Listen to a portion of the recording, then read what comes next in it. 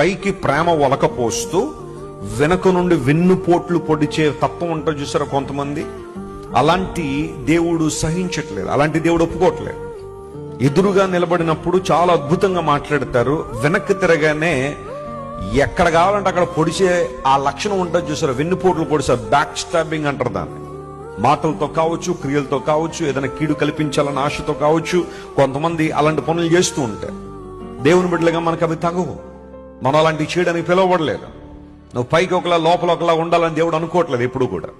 ఆయన కోరుతుంది ఏంటంటే సత్యంతో ప్రేమించు.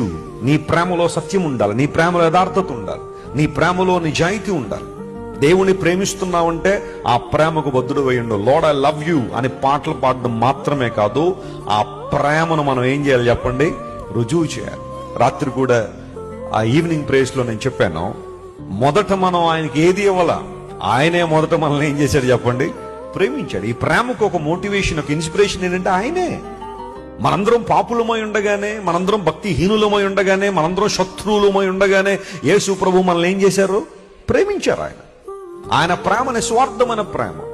ఇప్పుడు ఆయన బిడ్డలమని చెప్పుకుంటున్న మనము స్వార్థపూరిత ప్రేమల్లో, కపట ప్రేమల్లో, కల్మషంతో కూడిన ప్రేమల్లో తిరుగులాడుతూ నేను దేవుని ప్రేమిస్తున్నానండి అంటే నువ్వు అబద్ధం చెప్తున్నావు కానీ సత్యంలో లేవు.